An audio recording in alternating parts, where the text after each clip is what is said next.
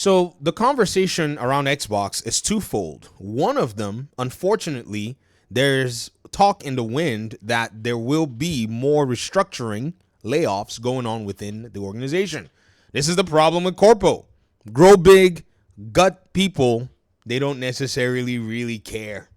It's terrible. It's one of those things where y'all know how I feel about layoffs. I hate them. In fact, in many cases, I won't even talk about them, and so on and so forth.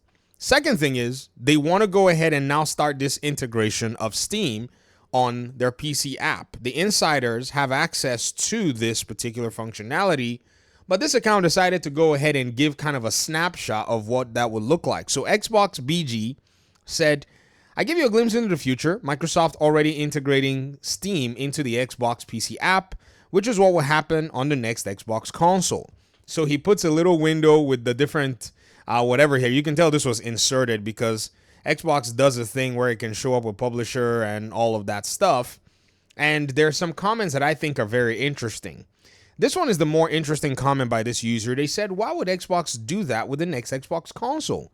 They'll lose a lot of money to Steam's storefront. Play anywhere won't matter if the games on Steam are cheap. LOL. Now, the big funny thing here to me is a lot of these people are worried about Microsoft losing money for giving access to their own user base.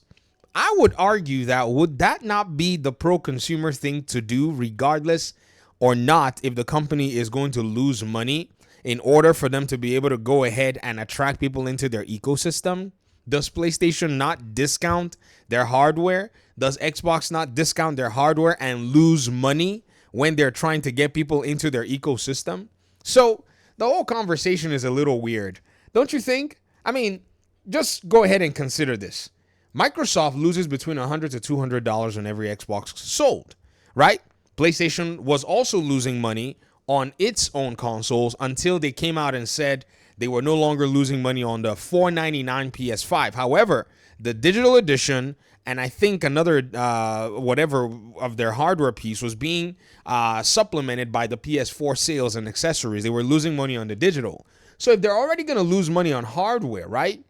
What's to stop them from actually now competing more to give access, which, yes, they may lose money to Steam if people decide to start buying games on Steam, but those people are still going to be on the Xbox ecosystem because Microsoft offers something that Steam doesn't offer. Do you know what that is? It's Game Pass. It's play anywhere versions of the game. So you may be thinking, and a lot of these folk, I like the way sometimes we have to sit here and say the obvious. It's kind of, a weird kind of thinking that is bottlenecking everything on purpose to make it seem like stuff isn't overflowing from a bowl. It's like somebody puts their hand at the cusp of a bowl of some sort in order for them to make it seem like, oh yeah, the water ain't flowing. You see how it's trickling down? When in reality, it's like, dude, just remove your hand from there and let the thing flow. This user said that's the issue. I'll buy from Steam 100% of the time and Xbox won't see a penny of that. Bro, if you were going to buy games on Steam, then why are you still on the Xbox ecosystem? They won't be selling hardware at a loss either, so those devices will be expensive. If you think they won't be selling hardware at a loss, right, then it makes sense that something's got to give to attract people to their platform.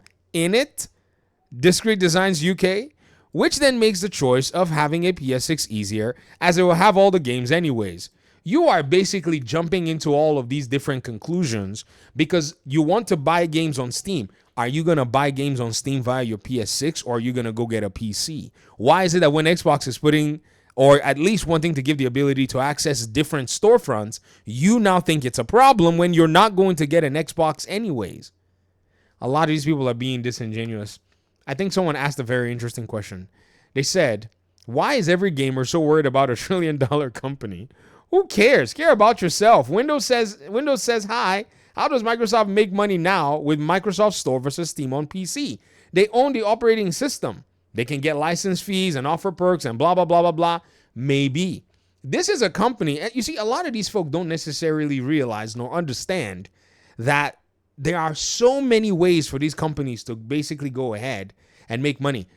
All of these folk that are saying this stuff, and I highlighted this comment because it's a sentiment that I've seen elsewhere. Many of them don't realize that Microsoft is in the business of making so much money that access for them has always been basically free for people to come in. This is the same Microsoft that allows you to download and install Windows operating system on your PC for free. You don't have to pay for it. You don't have to pay for it. How do they make money? Well, in the event that you basically go ahead and start to use that device, they're going to sell your information. Terrible as it may be, but that's another currency that these companies trade in. Or you buy something from their app store or some kind of a product that's linked to them in one way or the other. They're going to make money one way or the other, regardless of how many people, want to try to see it. And that's the crazy part about all of this. And even though some of the measures with which they go ahead and take to make money are not measures that I would ever support, it's something that's so funny that a lot of people are not thinking about the other parameters and the other possibilities. Another thing, too, is if people realize that, hey, man, we can get access, right, to all PlayStation games via Steam and also get access to Game Pass, who's to say that the reverse situation is not going to go ahead and be realized? Especially to what it is that this person is saying. Because this person is looking at it from one direction, but who's to say that the opposite is not going to happen? Well, I can get all PlayStation's games on Steam, right? And I can get Xbox games on the new Xbox, right?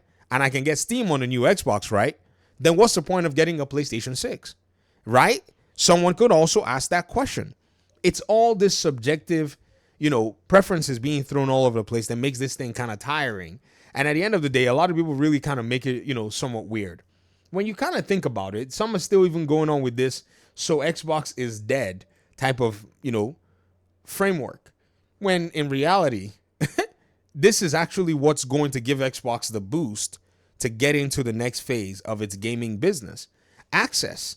Being able to ensure that gamers are able to say, if I'm playing on Xbox, I get to play wherever I want. I get to play whatever I want. They've removed the barriers that was basically formed around them. At the end of the day, when you think about it, right? When you think about it, it destroys and diminishes a lot of the so-called exclusivity that's been set up around this particular company. All of that taking into, basically destroyed. In fact, when you look like right now, right? I got a tag.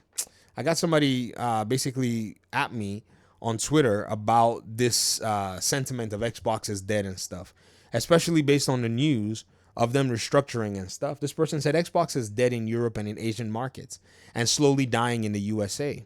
This is just Microsoft slowly going away from Europe. Microsoft's gaming future is being third-party, multi-platform publisher, a content creator for PlayStation, Nintendo, and Steam. That's it. That's what this person concludes, right? That's what they conclude. That's what Microsoft is going to be. But you all know and you all see the potential and the propensity here that these are the same people, as much as they may talk a lot of smack, they're the ones that are not going to like what PlayStation is doing to them in terms of basically locking them down in an ecosystem where they spend all that money. He acts like the content that Microsoft is making for PlayStation and Nintendo is free. No, it's going to cost you, the user of those platforms, while those on Xbox are going to be enjoying different benefits at the end of the day. Oh, anybody who stretches their hands to buy a PlayStation 6 after seeing what Xbox is about to do to PlayStation the rest of this generation is going to actually be in for a very huge awakening, because what they're going to realize is Xbox did not need to wait till the onset of the next generation. They picked the middle of this generation to start to establish their plan. They're going to launch their hardware ahead of time, starting with the Xbox Ally X. To me, that's the onset of the next generation, because what that does is that crosses all the boundaries. At the same time, they're throwing their games everywhere and expanding Game Pass, while everybody else is just watching and looking and thinking, how is this going to continue? And by the time the PlayStation 6 is about to launch, it's going to launch in the scenario and the atmosphere that Xbox is the place for you to play games. If PlayStation doesn't bring a proposition that is similar, they're going to pretty much be abandoned by their own PlayStation gamers. The reason I can see this actually happening is because of these same PlayStation gamers actually being over here on their subreddit, on PlayStation Plus's subreddit, talking about how they think the quality of Game Pass is better, to the point where the PlayStation Plus subreddit had to go ahead and tweak a few of its rules to allow for you to basically, in some threads, critique, and in some other threads, complain about what they're offering. They had to split up the threads.